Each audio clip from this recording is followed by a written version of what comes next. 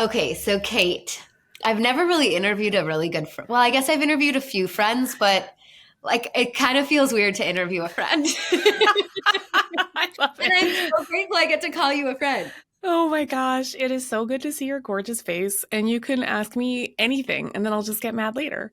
Okay, good. I'm not going to edit anything out. Yes, please. Make me look irritable and a little just like just sensitive or whatever I feel like.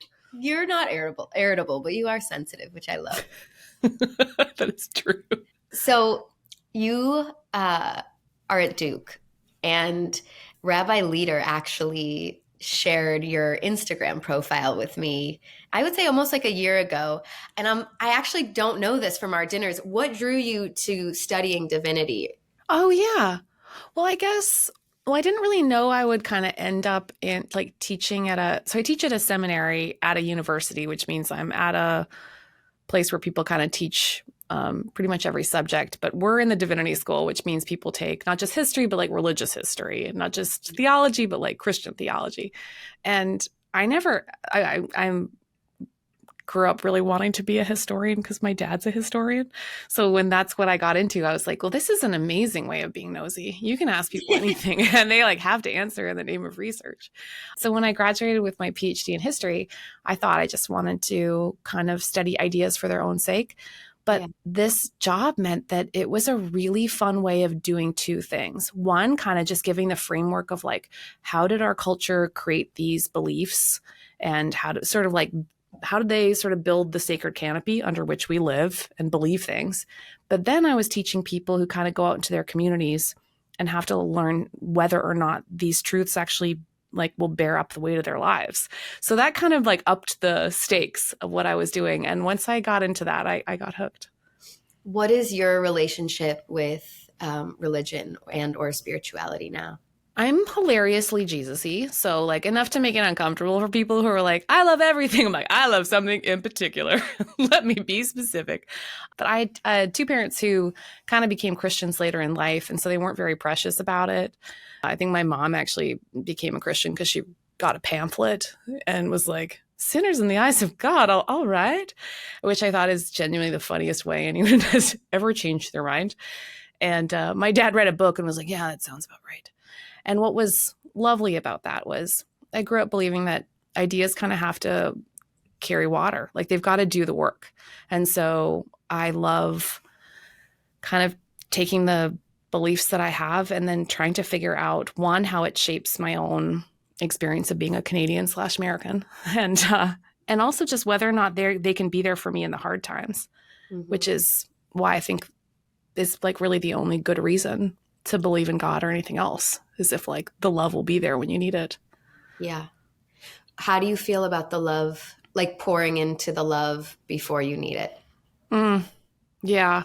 Well, because if you leave me to my own devices, I am like an achievement monster who just wants to climb a ladder until it goes so high that can congratulate myself on my many good steps. But like the truth is, my life hasn't been super lucky. I just kind of keep falling all the way down.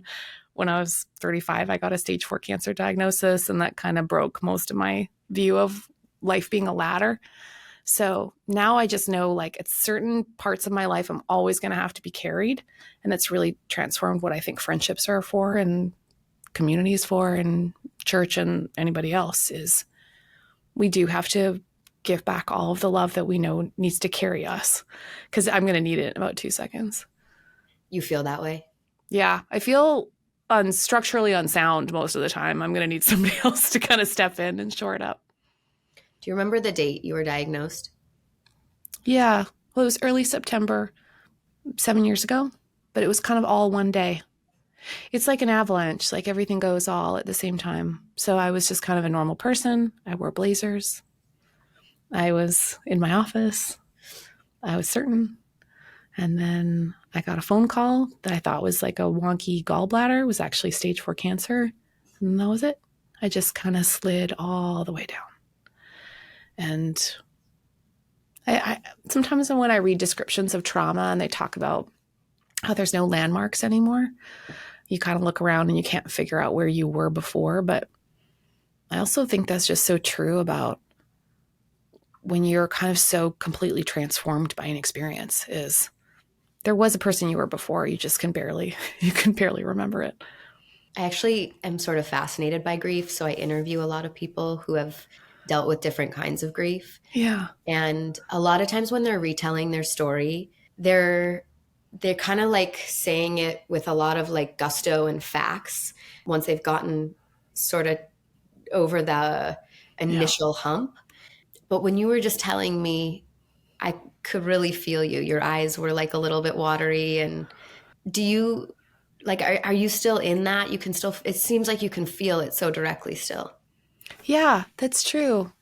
And it is, you're totally right too about these, like, especially about tragedy, is there's a strange sort of like fact clarity that you can hear. People go like, it was Tuesday, I was here. Like it's like a police report, you know? Yeah. And underneath, of course, there's like all this emotion, but I guess that's maybe because it totally changed my way that I know how to interact with the world.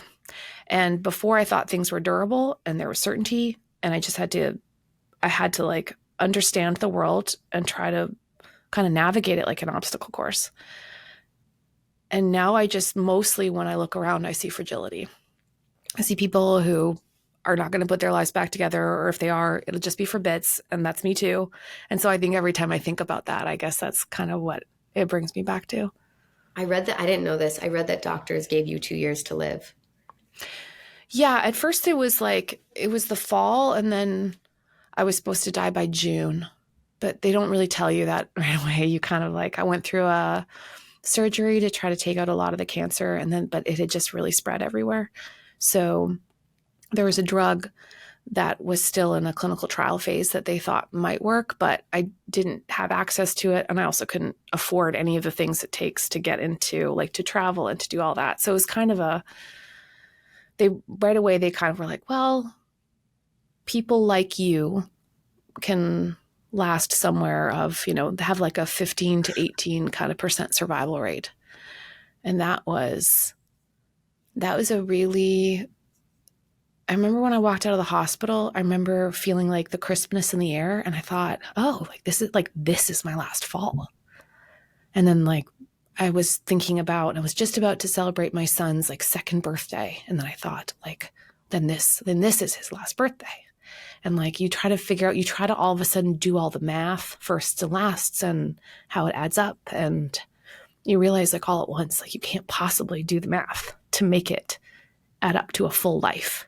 If I'm not going to get there, like it's that I would have to learn to give up more quickly. You're making me emotional. It's just hard because I love trying to stack things up, and then when it goes, it goes. Yeah. Before we jump into toxic positivity, because I think you have such an interesting lens on this, how do you feel now, 7 years out? I guess it was such a long time of being in the like, am I okay stage? It was about 2 years of like red alert. And then it was another couple years of a lot of watch and see. And then I started doing like kind of really pretty well. And that's kind of been strange to sort of like try to adjust the dial on fear as things have been really gradual and not at all obvious, partly because my drug it's just never had a sample size of human beings it's been into. So no one had anything to compare me with. So I feel pretty, great in so many ways. But I get a lot of scans and I get a lot of like nervous doctors, but I think I just feel so much gratitude to be able to let my guard down because I really had so much hypervigilance for so long. I still feel that in you. Yeah. And I'm like, I'm always cagey, right? Is like, I never say like, I'm great or remission is amazing. I'm like, hey, well, I've got a scan in a month. Like, that's how I answer. And I think that gets back to that, like that feeling of fragility that I don't know when that goes away. I've read a lot of your work, but there's this Daily Mail article I actually really love And you wrote, it is the dominant commercial messaging for every glittering Instagram influencer in the multi-billion-dollar health and wellness industry. We can heal our lives by mastering our minds. Just believe that the universe has your back. But what if the universe stabs you in the back? One day I had my dream job as a professor at a top university, a hilarious toddler and a loving husband, and the next doctors were slicing me open in a search for invading tumors and suggesting to me that my life expectancy could now be measured in months rather than decades. There's this other line that you say, Kate is very sick and no amount of positive thinking will shrink her tumors.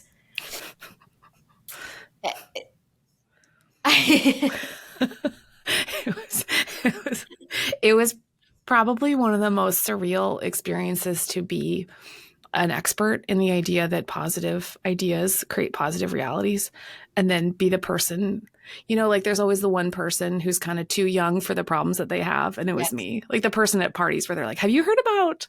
And it said like, have you heard about? And it was like, the expert in the idea that good things happen to good people has now been just like devastated by a tragic illness.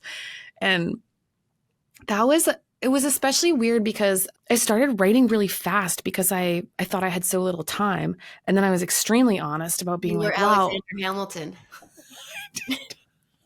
I Alexander Hamilton it hard.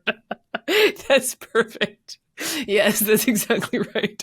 Also, cancer is simultaneously incredibly boring because you sit in the hospital all the time just looking around being like, oh, this place smells weird. I don't want to do this.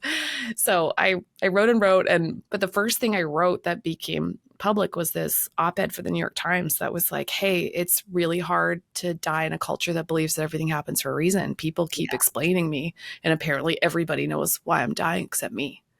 And then in response to that, my email was like really readily available online at that time, and had like all of my information. So I got straight up like thousands of letters and emails that came to me that were like, hey, thanks so much for saying let's have fewer reasons. So I have a couple of reasons I just want to run by you. And so I really started like, it was one thing to study it academically. It was very different to have your name at the top of the letter where it's like, Kate, surely God is just to let you die. You're like, right. Thanks, Gary. So that really kind of gave me a very different perspective on what we all hear all the time. If you've kind of gone through something, is the types of explanations became not just like one-offs. They became sort of like categories of like, oh, you're the one that's going to start every sentence with at least you're at a great blah blah blah hospital. And I wanted to be like, at least it's not stage 5 cancer. Like, where are we going with this? Yeah. So it was helpful in a terrible way that I could start to see that most of the things people say to suffering people was because of these stories about positivity that kind of filtered down and made people unable to offer empathy because they were so busy trying to force the solution. And the solution is you and a better mindset. Well, you said that the only thing worse than failing to throw someone a life preserver is handing them a reason when they're drowning. What are the things that you should absolutely not say to someone going through a life-altering experience? I think we do this weird thing where, and it's related to the best thing we do, which is that we always want to relate to other people. Oh, I also like blue sweaters, but then it really becomes quickly, oh, my aunt also had specifically the thing you had. And like the ants of the world are doing very badly. And so like nobody's story, it was like, it turned out great. So there's a lot of like desperate attempts to relate, which have catastrophic endings. A lot of solutions people who really want you to try a very little researched but recently TikToked health trend. Oh no. I remember one lady straight up, and I mean, these are wonderful, smart people. Lady with a Ph.D. straight up handed me a blender and a juicing recipe book. She was like, I heard you have colon cancer. Colon cancer means that you are nutritionally blah, blah, blah, and this is your fault. Boop. And I was like, so solutions people are so well-meaning and wearying. But the problem is usually that you kind of probably are just going to listen to your doctor and think so much. Yeah. Or dry brushing probably won't do it for me this time. I remember a lady who handed me prevention. She handed me Prevention magazine, and I remember being like, "Oh, sweetie, we're a little late for Prevention magazine." We're a little too far down the road for that. So there's solutions people. There's like minimizers who really want you to know that somebody else actually probably has it worse. And then sometimes there are people who just like you can just feel that they really want you to give them the out because listening to the story will be too painful. And Yeah. so, and you can hear when you're that person because when I can tell that nobody wants to hear that thought, I can hear my voice get like super high and weird, like a plane taking off, where I'm like, and anyway, it was fine, and I'll just with them because you just like don't know how to land it. Yeah. So in those moments, you mostly feel like people accidentally, like despite all their best efforts, have like a bizarrely low threshold for sitting in uncertainty. I think so many of us have this deeply held spiritual belief that karmic rewards are real. Yes. But we see it all the time. I've seen it in with my loved ones that terrible things happen to good people. You had to absorb that idea in a way that most people don't, and very quickly. So, as a deeply religious person and a spiritual person, how did you make sense of that? Right. Well, because we want so much to do the thing, which we're all trying to do, which is we want to make meaning of our life. Like we want to see the golden thread that goes through everything. Right. And unfortunately, the easier way is to maybe do one of two things. One is to say everything is always adding up to something else. So then we're back to math. There's no setbacks, just set ups. And in that version, you kind of imagine a universe in which it's either ladders or sort of just the feeling that, and this gets to like a very emotional hope, is that like that nothing is lost. And like, of course, we feel our own efforts hemorrhage all the time. We lose somebody, we love the wrong person, somebody doesn't, just a million kinds of losses. But in our minds, we're like, gosh, I just need to feel like it added up. And the other tendency then is to really try hard then if it's not adding up, well, at least it's a lesson. Yeah. And then an end of the celebrity interview, it made me who I am today.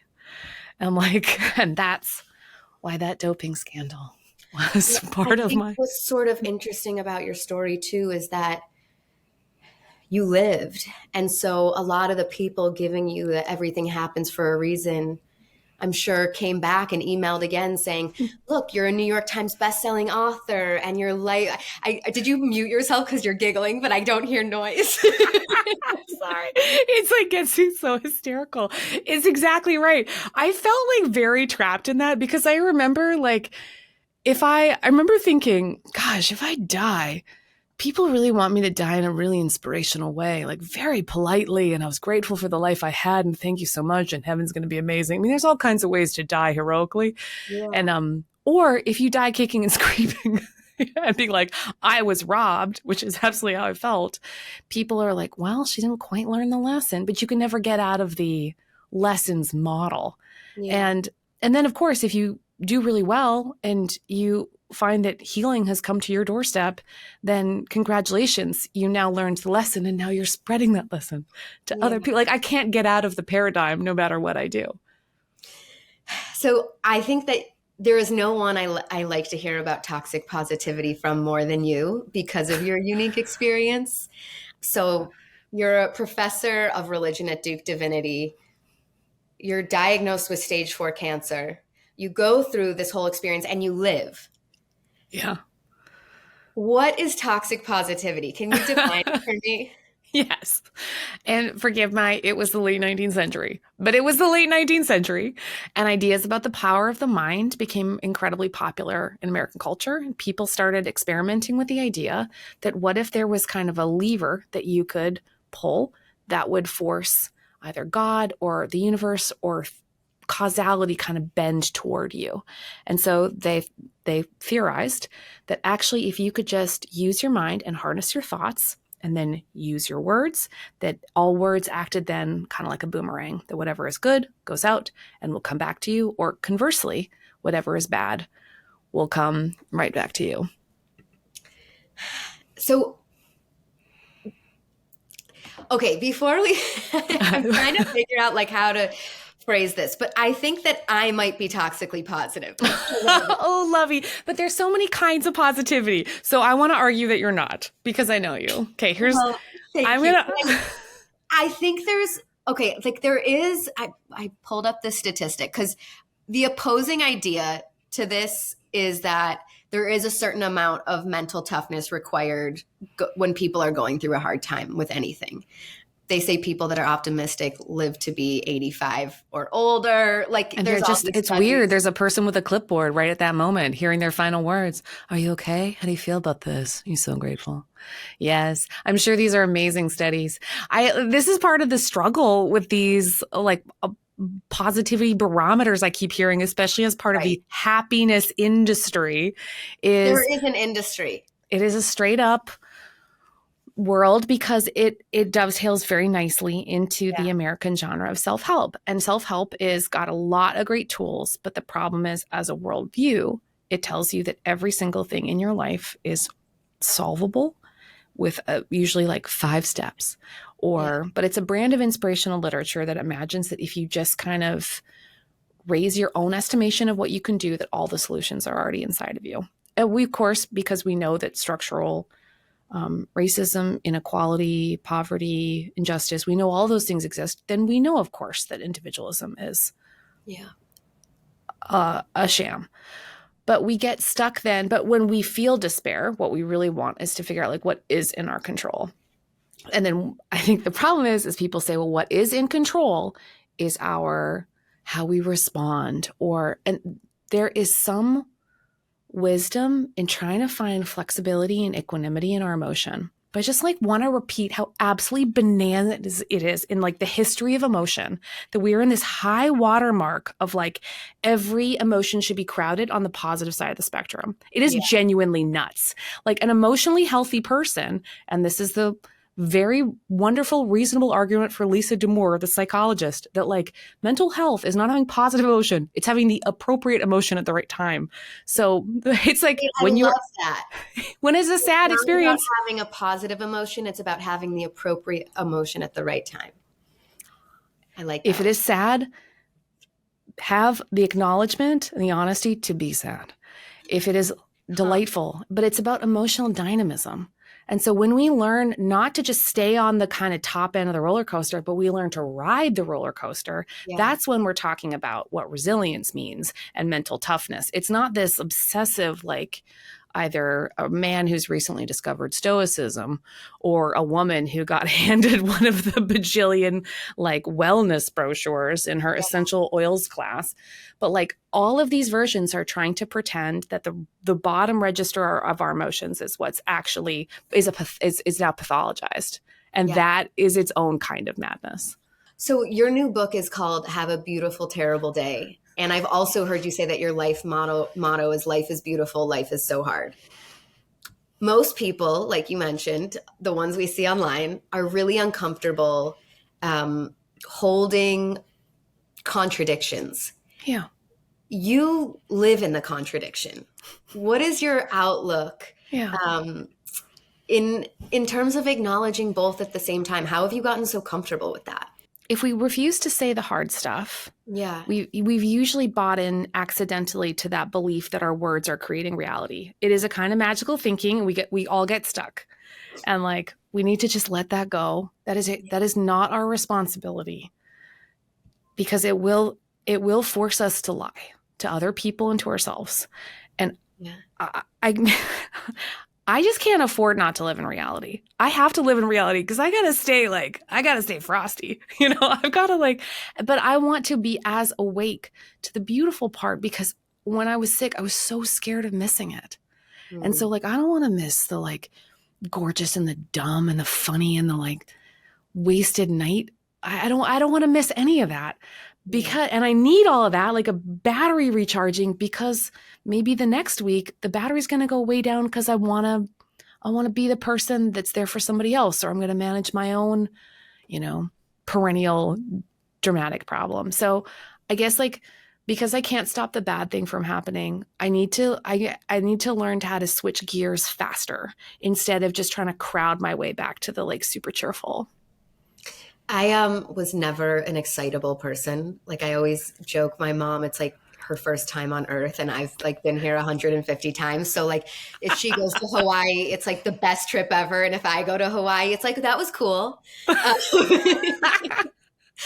but I find that the more comfortable, and I think it's happened a lot through therapy, the more comfortable I am with the bad, the more excited I've been able to be about the Hmm. good. It's a Hmm. weird sort of paradigm. Because sometimes we get in a more sort of reluctant headspace around things being Mhm. wonderful because we're trying to pre-disappoint ourselves or manage our expectations such that it creates a kind of like a different sort of rigidity.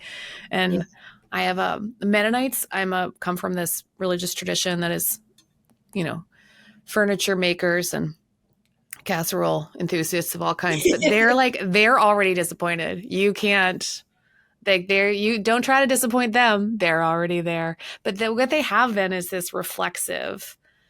I mean, it's realistic pessimism is what it is, and I can't live there because I I hate the know-it-allness of pessimism. I genuinely don't know what's going to happen, and I hope it is lovely.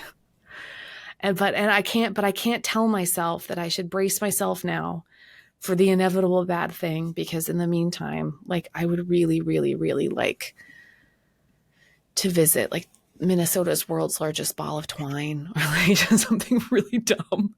Hey, right near you is this huge thing of ramen noodles. Oh my You have to wear a God. hazmat suit to see it, and I would actually really like it if we went. I think you need a different friend to go to that. Look, you look super cute in a hazmat suit. They seal you right up. I wore one of those when I flew during COVID for the first time. I scared everybody at the airport. I cannot wear another one. Like the Um, spacesuit. I did. I have photos. It's horrible. Anyways, okay. Phrases like good vibes only, hashtag blessed, Yeah. living my best life. If you can put on your historian hat for a Thank you. moment, Yeah. where did these, and I kind of, after reading your work, consider these mythologies. Where did these Yeah. mythologies come from? That's a perfect word. I think that's exactly right. I mean, best life now is a phrase that was coined by televangelist Joel Osteen in 2004. It was the name of his biography with his big toothy smile on the front. And almost overnight, everybody from Oprah to Hallmark stars to, you know, your annoying neighbor started using it to describe like the feeling of arrival, that you weren't just living and it wasn't okayest life now, which is what I want to put on like every single t-shirt. It was best life now. And it had a way of describing the feeling that your life is a kind of show and tell. And I mean, if you just think about 2004, that's really the beginning of a lot of forms of social media that made that so normal. So even just like the word blessed went from being, I mean, honestly, a very rich multi-thousand year tradition. And especially in the Judeo-Christian tradition of an act of spiritual noticing in which you would bless your people or you can bless your house or you would figure out how to bless the day, which was a way of just saying good and bad, God, you are here, into a kind of hashtag blessed, which was like married my high school sweetheart, hashtag blessed, barely their bikini shot, hashtag blessed. And which became a way of saying, look at me. And even if it was, I'm so lucky, it was like, look at me. I put myself in the right place at the right time. And here I am, hashtag blessed. Are those messages invalidating, gaslighting? I couldn't really pinpoint the right word. Yeah. Well, I guess the problem is they're the wrong kind of gratitude. Like we should all feel like we can soften our little hearts and get ourselves into a place of noticing where we say like, where is all the light filtering into this beautiful room, you know? And that kind of noticing does really help us, especially when things are hard. It is not the gratitude police that's like, make a list. which is like, I cannot. But I still made lists on my worst days because I needed to practice noticing that actually I had an unbelievably funny nurse who let me pretend that he was a vampire, and that when I left that he would use my blood for his own purposes. And like that made my day. Like the creepiness with which he would like stroke the inside of my elbow is like, sir, I'm so uncomfortable. I'm so into this. Thank you for making my day. But if I don't pay attention, I will miss the It's like day. your cancer kink. It really is. It is. It is. And I really, I guess, like, I was going to have more bad days than good. So I had to learn. I had to learn something. But the wrong kind of gratitude has a way of saying, look at me, look at all that I've accomplished. And it has an accidental comparativeness that's really hard for people. Most of us have lives that are hard to explain. When you say it's like the look at me idea, is it that I was watching a David Letterman Obama interview a few years ago, and they were talking about luck. And Obama has this really deep belief that a lot of luck played a role in his life. And I know a lot of successful people that don't believe in the idea of luck either. Yeah, they would. Well, to me, the idea of hashtag blessed is like a sort of symptom of that. Yes. It's like I made the right decisions and now I'm here. Yeah. I get to go to Hawaii. I get to be married to my high school sweetheart, whatever that is. Is there any of that wrapped in there? Yeah, because what we're really like framing around, especially with luck, is the role of agency, like the role of being able to try. Okay. And how much people can try and then it changes their life is the source of like endless philosophical debate. How much control do we have over our lives? And when you try to eliminate the idea of luck, what you're trying to eliminate is the idea of randomness and get back to a total framework of control. What they're saying is, I mostly had control over my life and it worked out. Or because then they'll say, the harder you try, the luckier you'll get, right? They're trying to put it into a paradigm of like, yes, I got knocked down, I got back up. I got knocked down, I got back up. The problem with those frameworks for luck is we really all inside of the limitations of our context, what we're born into, what Simone de Beauvoir calls our facticity, like just the luckiness or unluckiness of the zip code we were born into and all the facts. Inside of that framework, there is a small window of opportunity. But how big or narrow that window is so variable based on 1,000 factors. And so for people to say, well, I solved the problem of randomness, it's cheap.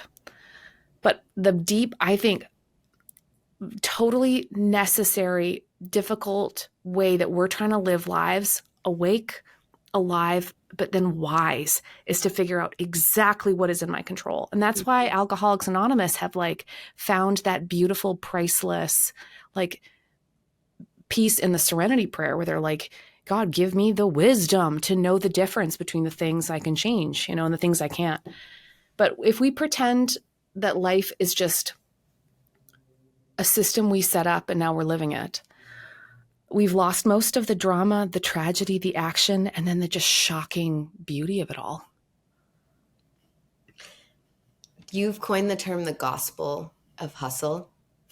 And I think it ties into a lot of what you just said in terms of like, I worked hard, I got knocked down, I got back up. Yeah. How does the hustle porn of it all play into toxic positivity? Because I love watching people try. Like I'm the person that gets misty-eyed watching a woman do a pull-up at the gym. I'm like, it's really hard. If you're over 70 and you're doing a pull-up, I'm crying. It's like all my Instagram videos are older women being physically strong. It's like watching someone try. What it feels like is you're watching a miracle. It's like a baby being born. You can't even believe it because they didn't have to, or maybe they almost didn't. And you're watching sort of like if you're, driving stick and you see a gear catch And then, ching, you're in a new place. And like it creates awe, and it should. Because when any of us find it in ourselves to try to get back up again, it is a miracle. And like clap, clap, clap. It is it's beautiful. And I love the feeling of it. I mean, the second I was better enough to try, I just could feel the like catharsis of what it teaches us about ourselves, like what we're even good at, like where our gifts meet the world. There's the joy of being tired because you wanted to do something. Ugh, it is my favorite thing. But when we pretend that it will be based on endless, like endless effort, we've accidentally gotten ourselves caught up in a form of capitalism that pretends that like with the right kind of attitude that every single person can try, and they can't always. Sometimes we just need to like lean in the arms of those we love, and that's it. I did a paper in college on the myth of the American dream. Yeah. And they say nowadays that only 8% of kids raised in the bottom 20% move to the top 20% as adults. So like we have very small class and financial mobility in America, even though it is greater than other countries. So I do think the idea of possibility is a little bit outsized here. Mm-hmm. It's also kind of what makes America and the idea of America incredible. And it's like what makes people want to try in some ways. Why have you found that Western culture is so specifically obsessed with positivity and toxic positivity? Well, and I think that's a perfect window into the beauty and the tragedy of the American dream is, I mean, being Canadian, it is very difficult to fall all the way down because unlike in the United States, we don't have medical bankruptcy, which is the number one cause of bankruptcy in America. So it's not a story about people failing because of their own whatever. It's a feeling. It's a story about people having everything cut out from under them after the worst day of their life. So there are parts about the American system that are so antithetical to the idea that people can keep trying because the stakes are so high and low. It is, however, got so much more social fluidity in terms of the ability to like, you subsidize, I'm just going to say you subsidize debt, which other countries don't, which means you can take on greater loans, accept greater risk. And so no wonder there are these mythologies of risk that say, don't worry, you'll never fall all the way down. As long as it's up to you, you'll be okay. And what's funny about risk is if we are, I remember, so I used to study a lot of this with the story about the prosperity gospel that I was writing is what makes people more tolerant of taking a chance. And what they found was if you tell a story of like what we would say like a higher anthropology, a higher estimation of what people can do, people find that they have a greater willingness to, and I say this in a nice way, gamble with their lives. And so I think the problem is that they're then told that they're not gambling. And I think that's where we are, we're in a strange optimism delusion cycle that benefits some people and is radically punitive to others. Why is it big business now? Why? Oh, good vibes. Well, it's probably the bedrock belief of the $12 billion wellness industry, which wants us to want to be good, better, best. It wants to demonize mediocrity. And by that, I mean looking like a normal human woman at any time. It wants us to also believe that it's entirely within our control, which also means entirely within our purchasing power. It is also like if you think about entirely how our content is packaged, it is so much easier to tell a short positive thought in a 60-second Instagram reel than it is to tell a more nuanced, realistic thought because you've just like fallen off our ability to package and accelerate thought. So really like most of our mediums accelerate the spread of false optimism far greater than they give us something a little truer that we can hang our hat on. I thought a lot about the deepness of that for women. I haven't thought as much about it for men. How do you see it affecting men? They don't think that they're positive thinkers. I think they think that they're part of this stoic masculinity in which they're learning to be impassive. They're learning to let it go. The problem is just reinforcing this kind of heroic flatness that men have already been socialized into. And so now we have to talk about the Roman Empire all the time and pretend that our best beliefs come from like the leaders of a slaving empire. Like, it really is nuts if you think about it more carefully.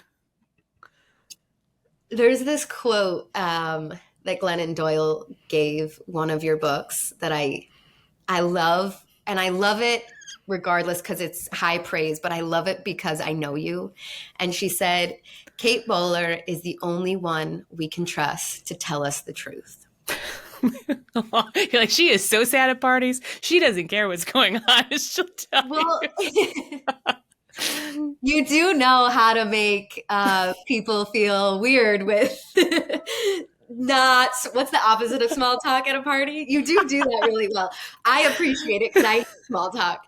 But why do you think it's so hard for people to accept your honesty? Because you wrap it up in a lot of humor, so I don't find it hard to accept. But I know you feel like people sometimes can't internalize all that. It was maybe just the loneliness of having the same problem for too long. Especially too, a lot of people find it easier to accept a truth once, but it's a little hard the 12th time when it makes us feel helpless.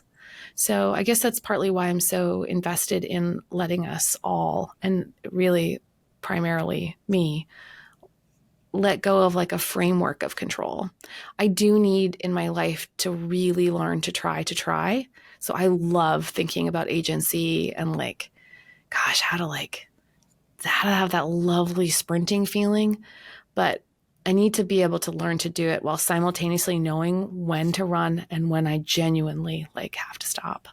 One of the things I really appreciate about your work is that there are people who talk about toxic positivity or ideas like giving yourself permission to rest. And I feel like the TikTok idea of soft girl era, part of me loves that. I maybe want to be a little softer. And part of me feels like if you want anything, you got to run after it a little bit. Yeah. And you're super ambitious. And so that's what I really, say that again. Yeah, I love being ambitious. And I thought maybe I wasn't supposed to be ambitious, but I love it. Yeah. Well, it makes me excited about your work because I'm like, okay, this is applicable, right? Like you can be both of those things. Kind of as you living in that contradiction once again. Yeah, I guess the ambition just has to be bubbled by the fact that it's going to have to also look like interdependence, that it's not radical individualism. I'm not going to do this. I'm going to do everything in my power, but I'm going to come to the end of myself fast, and other people need to be there. So I have to stay in the bubble wrap feeling of other people. And if I'm too far out of that, then I'm probably not paying attention. And so to my own needs or the needs of other people. So that's kind of maybe more of the start-stop feeling. So live in the idea of community. Yeah. While simultaneously doing everything you yourself can do. That's right. Get in there, girl. I really like that feeling. Yeah. And you're so scary fun. You really get in there. Thank you. You want to give permission to people to feel like human beings. I really do. You give me the permission to be messy, which I had great parents, but I didn't get that. And not a lot of people I have met in my life I have like maybe one or two friends that give me that. So I'm really grateful for you for that. I think you probably give a lot of people permission. Thanks, Mom. Is it because you yourself are comfortable with the mess? with the feelings? Like, how do you go about, like, it's a gift I wish I could give people. How do you Thanks, love. give people permission? I guess maybe just keep living at the edges of what you know how to do, because you're going to, and then people can see the edges. And that's either going to make you feel really embarrassed. And I feel embarrassed a lot. And not just like, it's cute, like kind of shame sometimes because I'm not going to be able to be so polished. Yeah. But at least it also to me still feels like the edges of trying. And that's what feels really good about it too. So I want to be there. I want to be there with you. I want to be there with the people who feel it too. Do you think negativity serves us at all? Oh my gosh, yeah. I want to live in reality. I want to live in reality. Reality I can do something with. Delusion, it's just you threw glitter in my eyes and now I have to clean it up and do more work.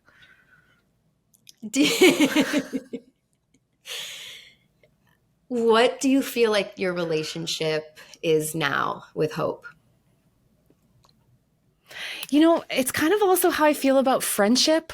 Really is like hope is the beautiful, like spiritually, I think that hope is like the anchor thrown in the future that God pulls us towards. And like it is like, but I can feel like the learning to kind of like keep pace with hope or like set the dial on it.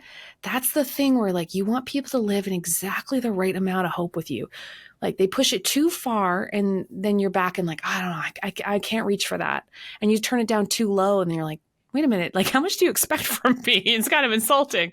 It's like really just live in that right little place. And like that gets us back to like the feeling that a little like the good things can catch, you know, that puts me back in a place of possibility. It is the opposite to despair. And despair is on the edges of every day for me at the beginning and the end. But like hope is the place where like something beautiful is going to happen. Not just could happen, but it will. Through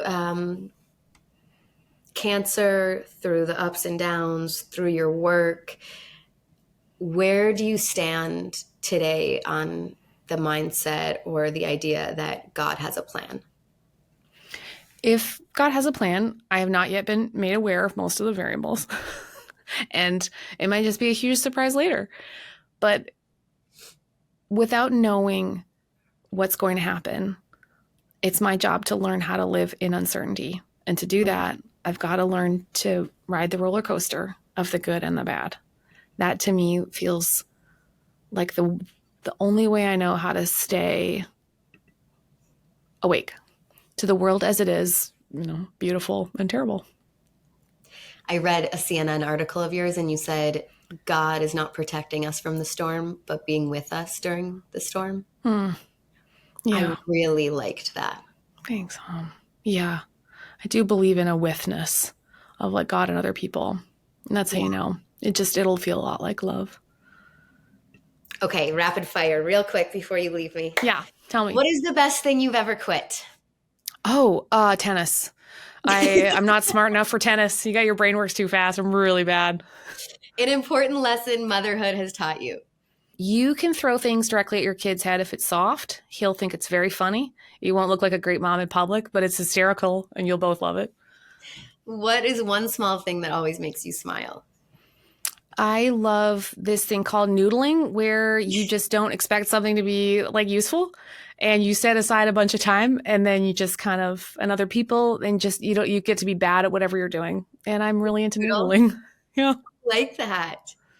Okay, you have an amazing podcast that I love called Everything Happens.